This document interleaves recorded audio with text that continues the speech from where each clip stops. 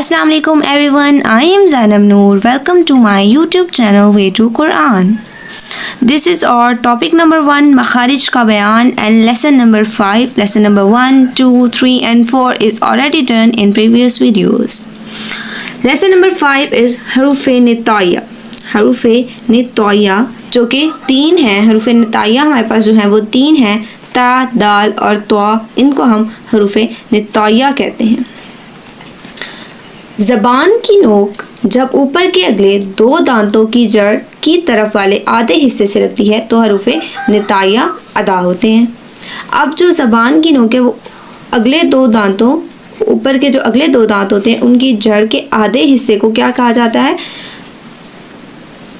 ثنایا علیہ کہا جاتا ہے. زبان کی نوک کے جو اوپر کے 2 دانت ہوتے ہیں ان کی آدھا حصہ ہوتا ہے جڑ کا، اس کو ثنایا علیہ کہا جاتا ہے. وہاں سے جو ہے حروف نطایا ادا ہوتے ہیں، تا، دال اور طا. زبان کی نوک جب ثنایا علیہ کی جڑ سے لگے تو حروف نطایا ادا کیے جاتے ہیں، تا، دال اور طا. حروف نطایا جو ہیں وہ 3 تھے، تا، دال اور طا.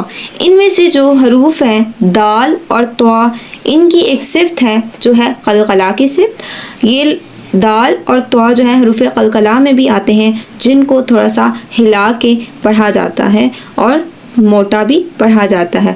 طا، اور جب یہ کہیں ہم قرآن مجید میں پڑھتے ہیں تو ہم حروف قلقلہ کو ہلا کر پڑھتے ہیں، جن میں دال اور طا دونوں حروف شامل ہیں.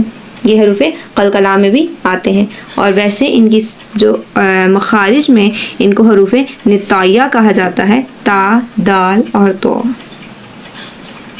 آج کا ہمارا لیسن تھا حروف نطایا. آئی ہوپ کہ آپ کو حروف نطایا سمجھ میں آئے ہوں گے. حروف نطایا کیا ہوتا ہے اور کیسے ادا کیے جاتے ہیں، اور دال اور طا کی قلقلہ کی صفت بھی ہوتی ہے. اگر آپ کو کوئی کوشچن ہو تو آپ کمنٹس میں مجھ سے پوچھ سکتے ہیں.